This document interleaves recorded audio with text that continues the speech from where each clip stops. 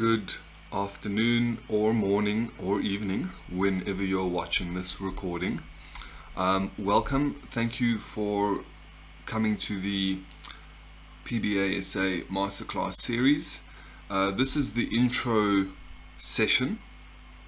Unfortunately, there was an issue with the recording, and we only got recording going during the second half of this opening music theory cross-pollination session.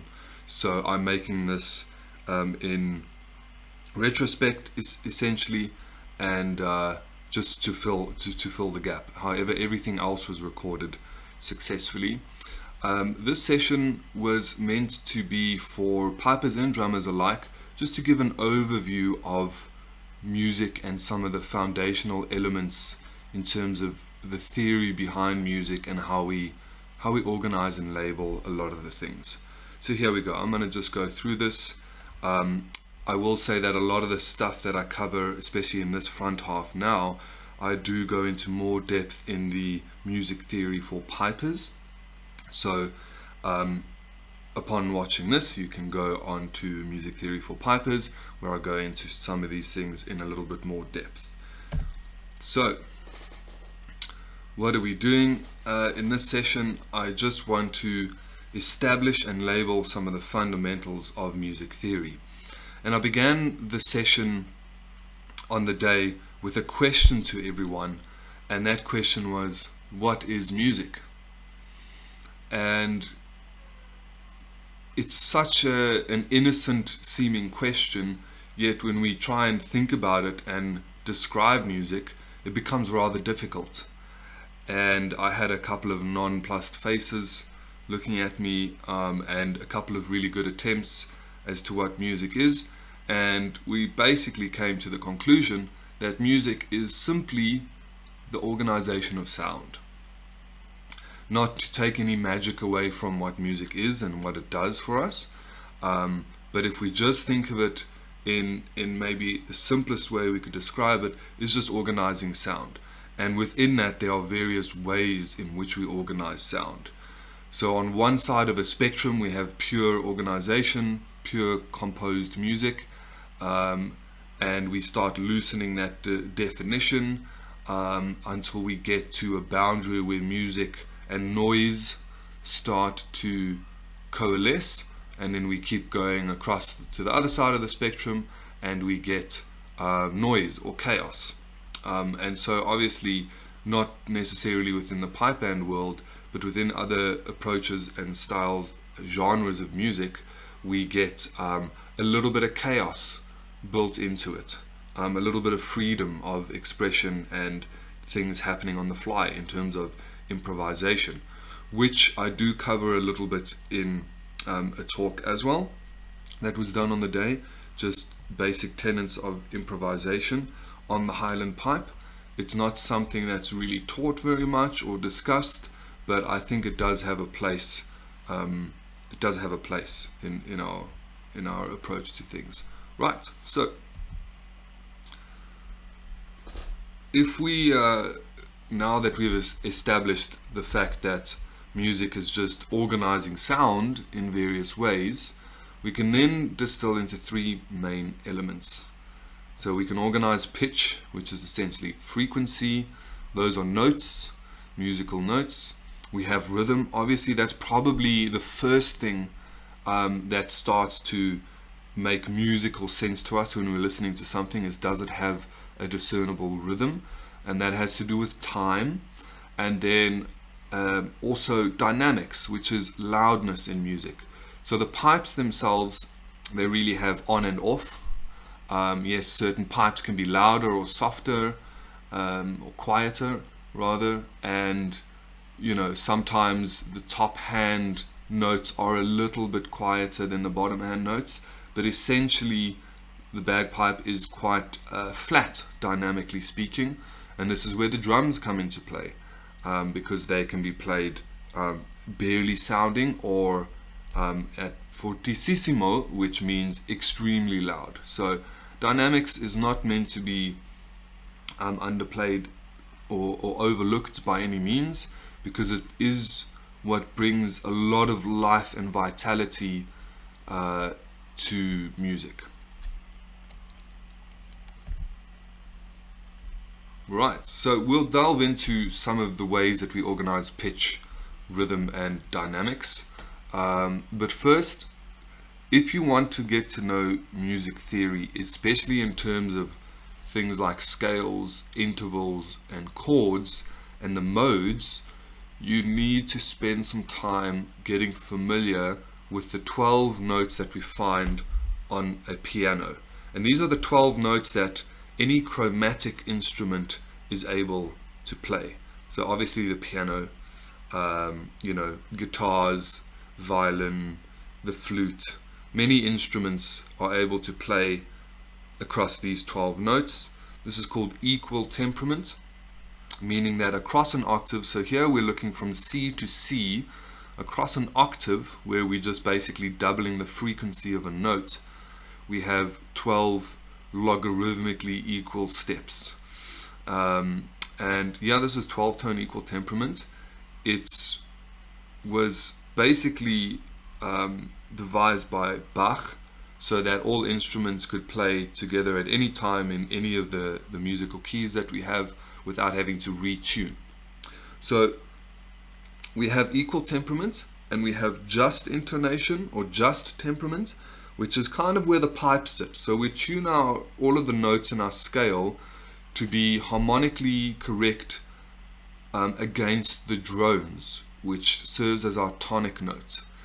And so in terms of the very fine detail of the tuning, it's slightly outside of equal temperament, and this has been one of the issues that musicians have had to overcome in terms of playing pipes and piano or pipes and guitar, is that the tuning systems are slightly different.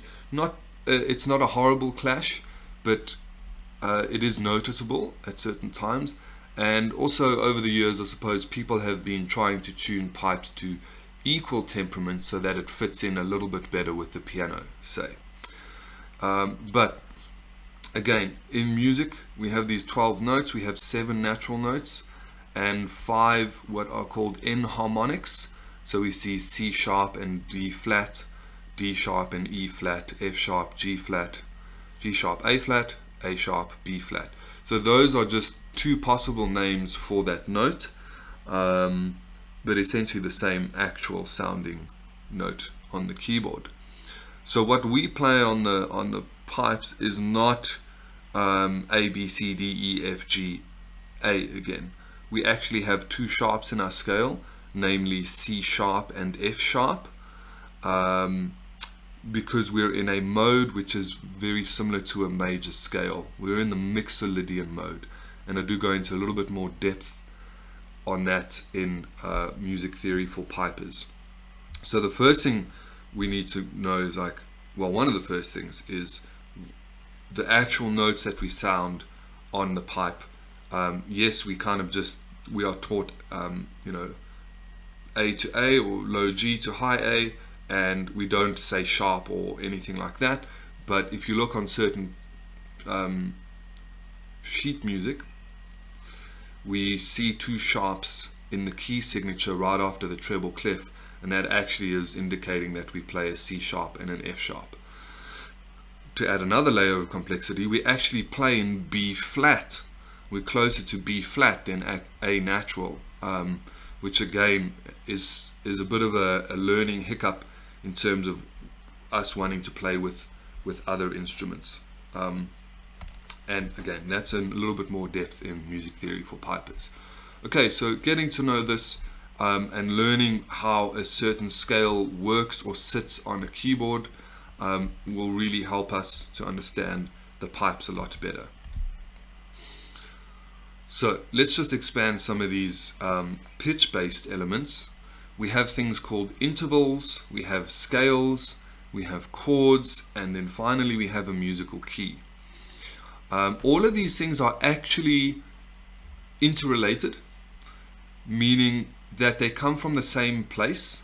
It's just different ways of relating notes or sounding them out and expressing these sets in different ways, or just analyzing them in certain ways. So I'll go through these briefly here. Okay, we're actually going to start with scales, and again, another question that I asked on the day was which is the first note of the piping scale? Which is the first note of the piping scale? And you might have an idea. Let's see if we know what that is. Okay, so what is a scale? Well, a scale is a set of notes based on a fundamental, or there's a starting note and we have a series of notes until we hit the next octave up, and it's sounded as individual notes moving by step, so one note up at a time or down, and once we've covered an octave we have the full scale. Okay, so the fundamental pitch is known as the tonic note, and in piping this is low A, hence why we tune our drones to low A. So low G, if you thought of low G as the first note, it's actually the seventh note of the scale, and low A is the first note. Low G is the lowest note we can sound on our chanter, but low A is actually note number 1. So if we count from A, B is our second note, C is our third note, D is fourth, E is fifth, F is sixth, high G is seventh, back to high A is back to 1. So low G and high G are both scale degree 7. Okay, and we sit in a diatonic scale, which means that sometimes we move by a whole tone and other times by a semitone. And to show you that, I'm just going to take a couple quick steps back to the keyboard. Now, a semitone is, if we look at any two keys that are directly adjacent to each other, that is the movement of a semitone. So on the keyboard here, C to C sharp or D flat is a semitone. D flat to D is a semitone. D to E flat is a semitone.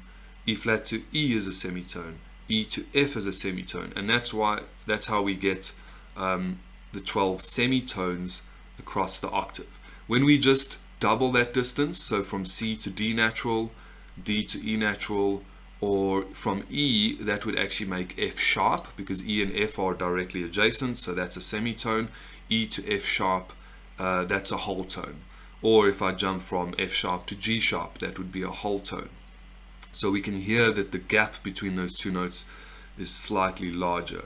Now a diatonic scale, or a mode, is where the scale consists of a couple of whole tones and 2 semitones. Well, specifically, shall I say, 5 whole tones and 2 semitones, but not in that order.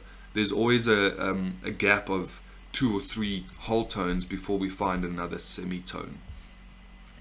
And that is what is known as a diatonic scale. So it has a specific kind of construction. We call it a tonal pattern. I like to sometimes say it's its DNA, and that's how we get the scale to sound a particular way. So here I have our scale starting on low A, which is, as I said, scale degree 1. So from A to B is a whole tone. From B to C sharp, note the key signature there. There's a sharp in the space of C. B to C sharp is a whole tone. C sharp to D, so when we play from C to D on the pipe, that's actually the gap of a semitone. D to E is a whole tone. E to F sharp is a whole tone. F to G, or F sharp to G, is a semitone. So when we play from F to G, that's also a semitone in our scale. And then G to high A is a whole tone. So if I'm going from low G to low A as well, that's a whole tone. And if you play C and D and F and high G, you'll hear that. So I'll demonstrate quickly on the chanter. So that's C to D and F to G.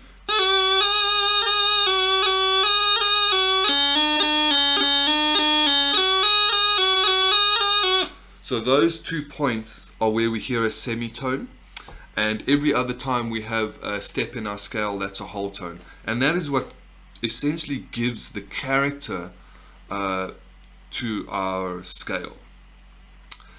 We also get certain 5-noted scales called pentatonic scales. So here I have the A pentatonic, and we actually see that it involves just losing 2 of the notes from the 7-note diatonic scale. So the A pentatonic would be A, B, C, F, G, A.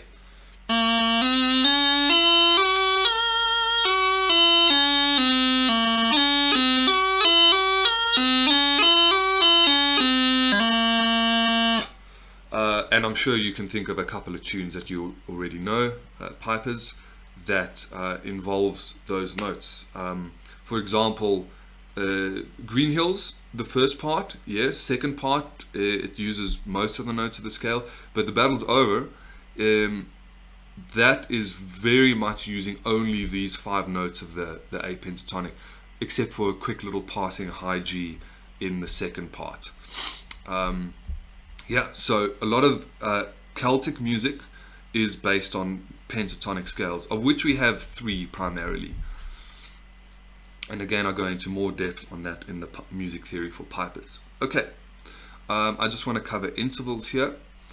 And so an interval is simply when we measure the distance from one note to another. So it's actually quite simple. Yes, when we start measuring like exactly how many semitones we would count across the keyboard, we'll find that there's obviously 12 different options, 1 semitone, 2 semitones, 3 semitones, 4 semitones, or 2 whole tones. Interval sizes, there are 12 different interval sizes that we get, but simply what I want to just pass on to you is how to count them on the scale, and that's pretty much just counting from the note in the scale that we're looking at to another one, and then giving it a name based on its the distance there. Okay, so the smallest interval we can get is a semitone, but we generically, so we either measure them generically or specifically, and we're just going to focus on generic sized intervals, which is pretty much just counting from one scale degree to another. And how we can sound intervals out would be either harmonically or melodically. So basically, anytime we're playing a tune, we're playing a series of intervals in a melodic fashion, melodic meaning one note at a time. So if I jump from low A to C, that's a melodic interval. Right, and that's the interval of a third because I moved 3 notes up from low A. Well, low A was the first note. Or if I had another piper with me and one of us played low A and the other played C, that would be sounding that interval harmonically, right? Again, the pipe is a purely melodic instrument, but in pipe bands, or once you have at least 2, you can start harmonizing and play harmonic intervals. So counting out intervals is actually quite easy in the generic sense. We have to start with something, so we can say low A and low A played together, maybe against as 2 pipers, is called a first, or it's simply unison. So when pipers are playing in unison, like in an MSR, there's no intervallic difference. Everyone is playing in unison. A to B is known as a second. A to B, 1, 2. A to C is a third, 1, 2, 3. A, B, C, and you can either think of that on the scale, or you can check it out on the stave, right? So from A to C, we've gone from in a space across a line into the next space, 1, 2, 3 steps up the stave there, and that is simply known as a third. If I go from C down to A, that's also a third. And then we can describe them. If I'm playing them melodically, I can describe it as an ascending or descending interval. So low A up to C, ascending third, C down to low A, descending third. From there, it's pretty straightforward. We just go low A to D is a fourth, A to E is a fifth, A to F is a sixth, to G is a seventh, and then The eighth, or a lot more easily said, is the octave, and that's low A to high A. And again, I'm showing us these from low A because this is the tonic note. This is the first note of our scale. But we can measure intervals between any two notes in our scale. If I go from, let's say, B to F,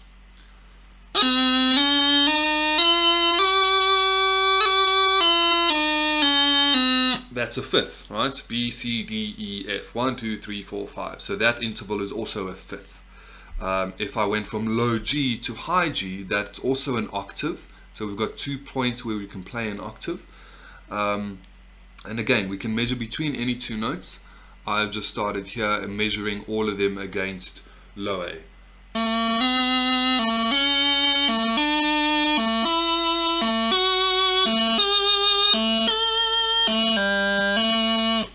Okay. And so learning about intervals really helps us with scales, and then when we get to chords, it also kind of ties in. So all of these intervals come from the scale, is what I'm also pointing at here. So obviously this is all recorded, so there are no questions I could ask. At this point I would ask questions. If there's anything you don't understand after watching any of these recordings, you are more than welcome to email me, joshua@pbasa.co.za, joshua@pbasa.co.za. I'm messing up my own email address here. And yeah, I'm more than happy to answer questions. Again, we'll be doing this fairly periodically, but we hope to build on this knowledge so we can go explore different avenues about all of these things. So, chords. What are they? Well, simply, a chord is defined as 3 or more different notes sounding simultaneously. And actually, I must add a caveat here. They don't have to sound simultaneously. The way we play chords as an individual piper instrument is actually by playing the 3 notes of a chord one after the other. But these 3-note chords are known as triads, so there are 2 stacked thirds to make those 3 notes. So if I look at A, C, and E as a chord there, right, A to C, A, B, C is a third, C, D, E another third. Combine those and we get it's an A major chord. Another one, we get quite a few on the pipe, but I've just listed 3 over here. G, B, and D is another chord. G to B is a third, B to D is a third, and we get a G major chord. And then we also get a D major chord there, that last one, D, F, and A, or D, F sharp, and A. Again, D to F is a third, F to high A is a third. And if you play these, you'll, before the fact that you knew possibly what chords were, they just make sense musically when you hear them. And a lot of tunes would be based on these, or movements between chords. So the melody would be cherry picking or using notes of a chord to make the melody. A composer would use notes of a chord to inform their melody, and then maybe move to using notes of another chord for a different section across maybe 2 phrases. And so, yeah, if I had 3 pipers, each playing one of the individual notes, we would sound that chord harmonically. But if you play those notes individually, you're doing what's known as an arpeggio, which is a broken chord, which is playing notes of a chord in a melodic fashion, one after the other. So we do get a chordal effect from playing those. More detail on the music theory for pipers there, okay? But yeah, just quickly.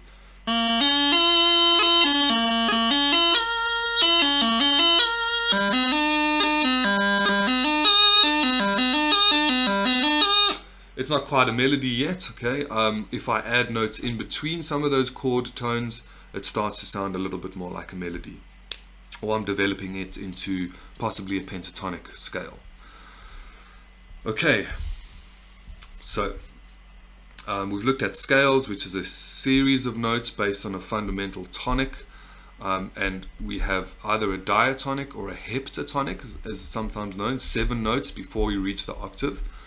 We also get a pentatonic, which has 5 notes, and so then we've got some larger gaps that are larger than a whole tone in that scale, but again it traverses an octave. We get intervals, which obviously we can only do when we're measuring 2 notes of a scale, so it's just a different expression or a different way of looking at how notes relate to each other. We get chords, which is now essentially stacking the interval of a third to get 3 different notes, 2/3 to get 3 different notes.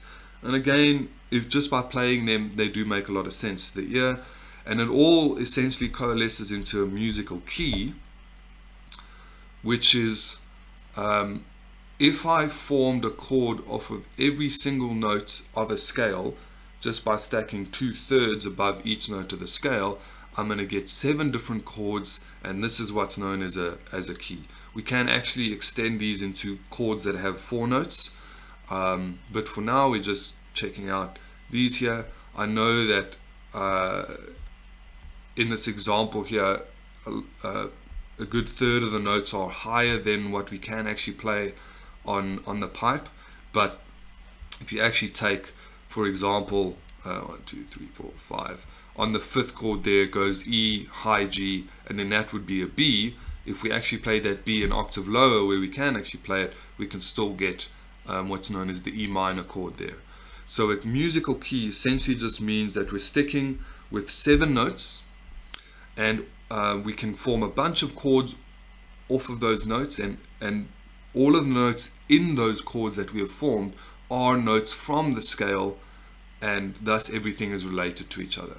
So there we can, any interval that we have is using the 2 of the notes of the scale, and all of the chords come from those 7 notes of the scale. So that essentially is a musical key. Music, we're stuck in a key. Well, we can play some funky natural notes like C natural and F natural, and sort of step into a different key. In mainstream music or other genres, this is fairly common, of using notes from a different scale or a different key, either momentarily or completely changing into a different key in a piece, is quite common. And we do so in piping music anyway, but we're doing it within the confines of the 7 notes that we have. And that's a musical key. That's what it means to play in key. Okay, at this point we switch into rhythm, and this is where we got the recording going on the day. So I'm going to segue into this here very briefly. So to briefly explain, rhythmic elements, we have note and rest values. Yes, pipers, we don't read rests very often, but it's kind of important to know what they are.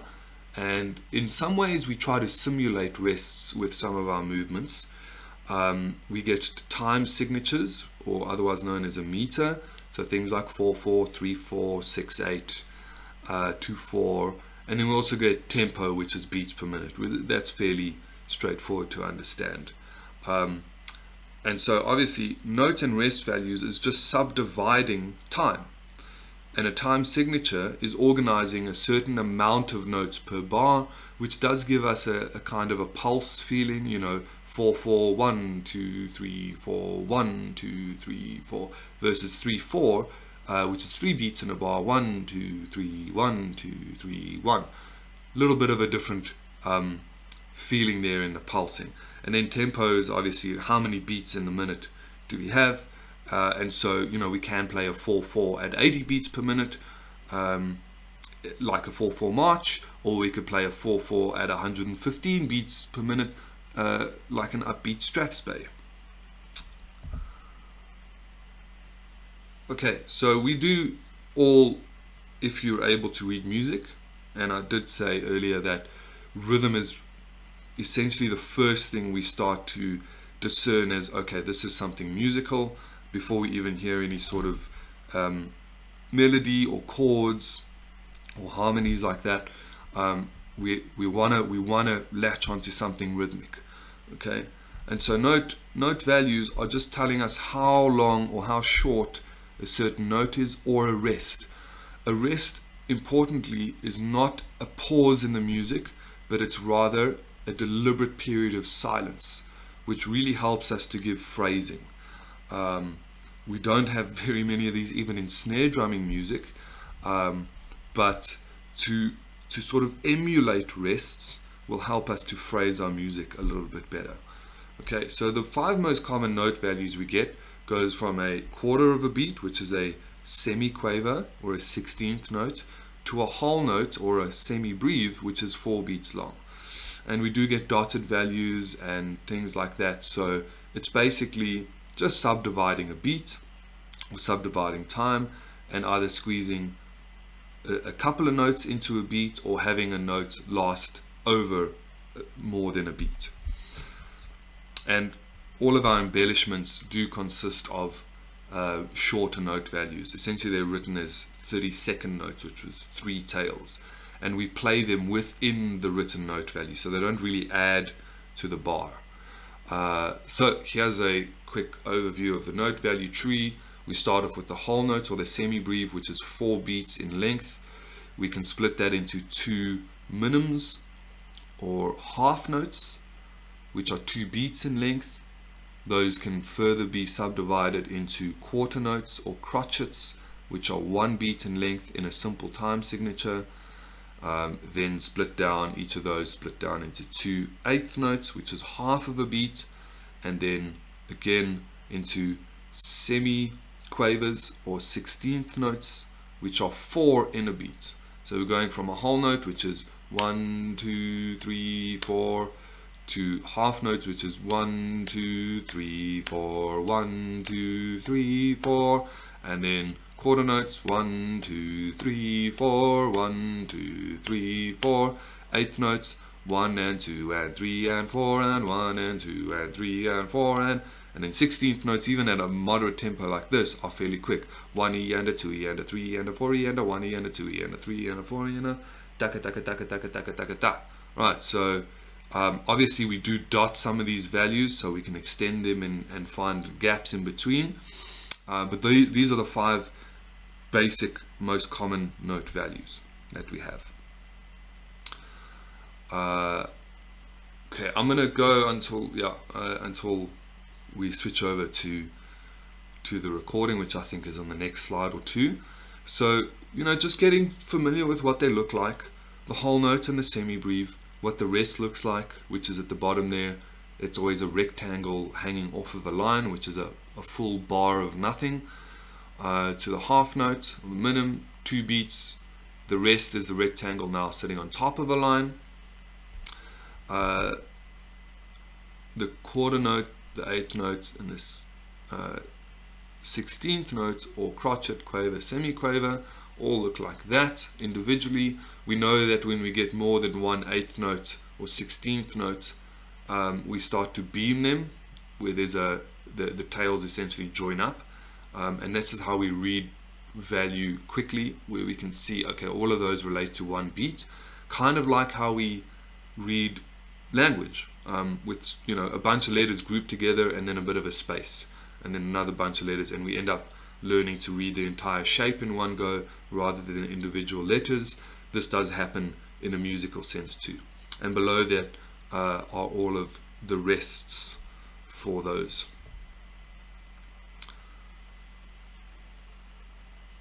Okay, and I think at this point we can switch over to the actual recording on the day. And thank you again for taking part or watching these videos. We hope you get a lot of value out of this. I didn't say earlier, but I do want to thank everyone involved, all the presenters, everyone in the background organizing, St. Benedict's for hosting us on the day. It really was an awesome day of learning, and we really covered quite a lot of content. So on to the live me on the day. Hope you enjoy. Feel free to contact me anytime. Thank you. Okay, So that's pretty standard, right? So we can read each beat individually as we go along. The 4/4 means 4 beats in a bar. Now the three basic, well, only 3 types of time signatures that we have are what's known as simple, compound, and irregular. We don't play very many pieces of that are in irregular time signatures. It's not really a major topic for today, but a simple time signature really is just when you feel a downbeat and an upbeat. So the beat is divisible by 2 or 4, 1 and 2 and 3 and 4 and, right? Or 1E and a 2E and a 3 and a 4E and, right? And that's grouped using quarter notes, right? Or crotchets. So 2/4, 3/4, and 4/4 are all simple time signatures. We go 1 and 2 and 1 and 2 and 1 and 2 and 3 and 1 and 2, or all the way across 4. Okay. A compound is the triplet feel, like jigs. Okay, where we basically are now grouping to a different value, and as we can see here, we have 3 notes in a beat. Now, if I were to show the grouping, this would be a dotted crotchet as 1 beat, which means we've got 3 8 notes. Really, in terms of the way we feel it, it's just triplets every beat. 1 and a 2 and a 3 and a 4 and a. Okay? So that's really the shortest way I can say it is a simple time signature goes ta, ta, ta, and a compound time signature works in triplets. Ta, ta, ta, ta, ta, ta, ta. Okay. Within that, then we start to say how many beats do we have? So a duple time signature has 2 beats, a triple has 3 beats, a quadruple has 4. If we had to extend that to a quintuple, that would have 5. Okay, so a duple meter, I could say, I could talk about a duple simple meter, which is a long way of saying 2/4. Okay, because it's 2 beats and each beat is, or a duple compound, which is ta ta ta ta ta ta ta ta ta ta. Okay, so 2/4 and 6/8 are more metrically similar in terms of being like cousins than 6/8 and 3/4 actually, right? So 3/4 and 9/8 are both triple meters. Just one works in 8s. Well, 2 per beat versus 3 per beat. So a bar of 9/8 is 1 and a 2 and a 3 and a 1 and a 2 and a 3 and a 1. Whereas 3/4 is 1 and 2 and 3 and 1 and 2. So therefore, 4/4 and a bar of 12/8 are essentially the same because we've got 4 beats of triplets in a bar of 12/8, or 4 quarter notes, or 4 beats of straight 8s in 4/4. So when we group notes together, we can now read how they belong to a certain beat. And then we can process that information a lot easier.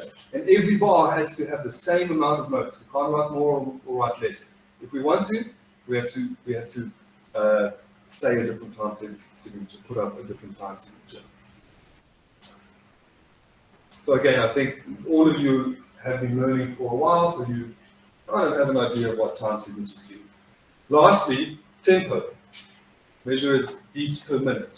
Okay, and we use a metronome mark. We should.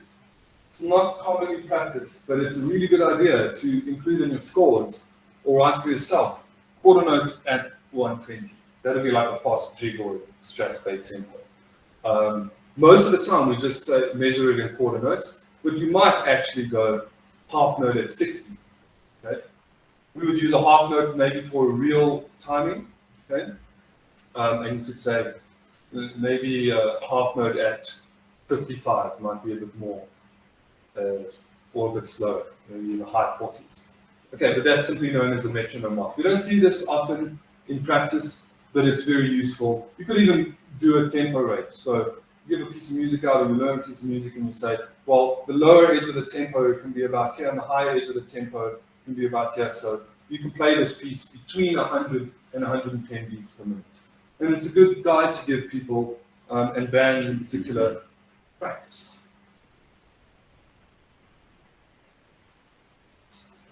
Dynamics. Pipes have 1, they have 2, on and off, really, okay? Within nature of the instrument, there is a little bit of variance in the volume of the chanter, but again, people have tried to find ways around that so that the whole thing is just really loud and powerful. But this is what we need to consider for drumming, as well as actually an ensemble. So what are dynamics? Really, it's just loudness. Sound, loud, soft, anything in between, gradually getting louder, gradually getting softer. Okay, so dynamic elements include things like the instrument volume, okay, control dynamics by the player, more relevant to drummers than anything else. And then also as an ensemble balance, how loud are the pipes versus the drums. And that could be the setup of the instruments or the amount of musicians. Okay, so those are dynamic elements. I mean, you know, we all know that if we've got 20 pipers in a pipe corps and 3 snare drummers, well, it's not balanced sound, right? But if you've got 10 snare drummers and 20 pipers, that's much better balance. Okay, and a lovely complement of 5 or 6 mid-section players.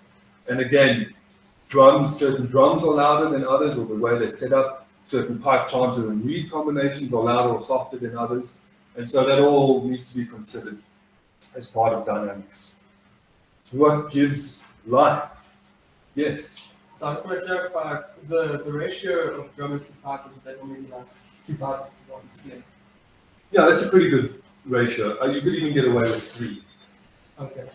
3 to 1 snare drums. And that it also depends on how loudly the drummers are playing.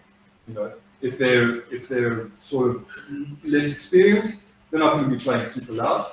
So I've had instances where I've had 5 or 6 pipers and the same amount of snare drummers, but it still sounds fine because the drummers weren't playing super aggressively. So yeah, 2 to 3, a ratio of 2 or 3 to 1, I would say would generally get you a good balance. Yeah. Okay, so here are some dynamic markings and drum tutors and drummers and leading tips. I want to see more of this stuff being incorporated into scores, including accents. Okay, those are more prevalently practiced, but things like dynamic markings. So P, a single P stands for piano, which means soft. A single F stands for forte, which means loud. And if we add more Fs, it gets louder. If we add more Ps, it gets softer. And then M, P, and MF is mezzo piano and mezzo forte, which just means moderately loud or moderately soft. I really think that we're missing out a lot of, missing out on a lot on not incorporating these into drum scores. And so you have to rely on the person who wrote the score to say, no, I want this section to be louder, I want this section to be softer. Because you could send the score out and people will have an idea before even meeting up, okay? 2 other ones, I think we do see this a bit more often, crescendos and decrescendos.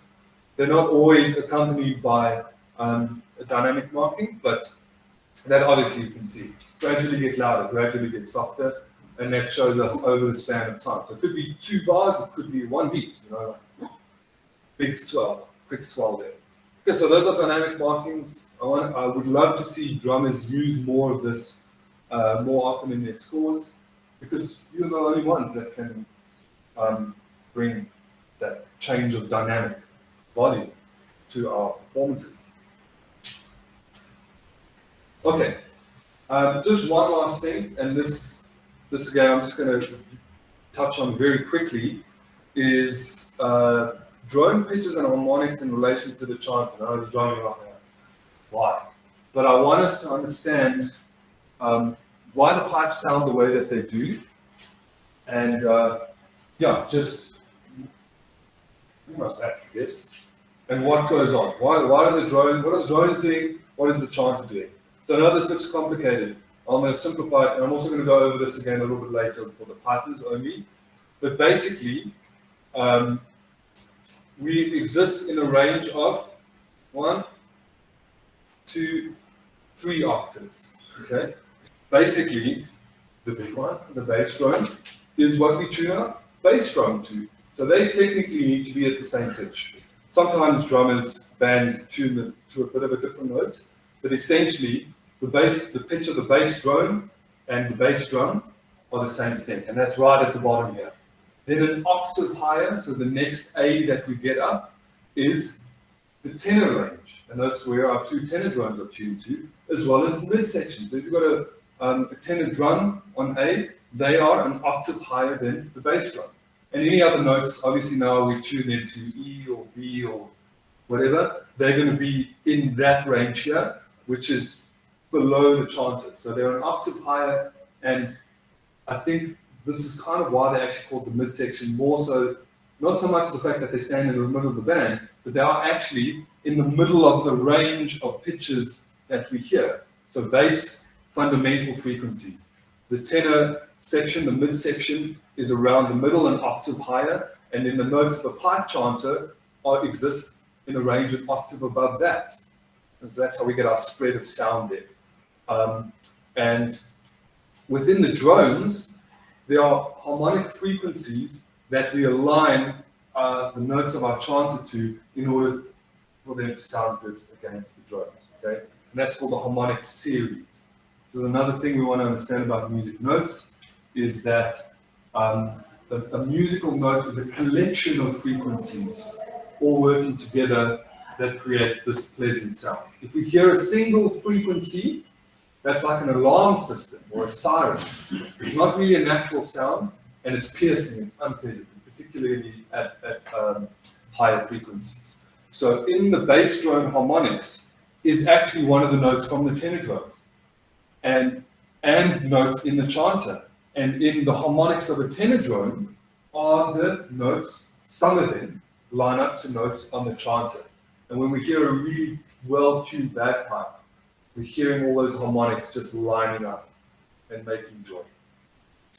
And it's the same thing with a well-tuned drum with itself. A badly tuned drum where the tension is out of whack all over the place, producing all sorts of harmonics that aren't meant to be there, and that's where it sounds a bit weird or just bad.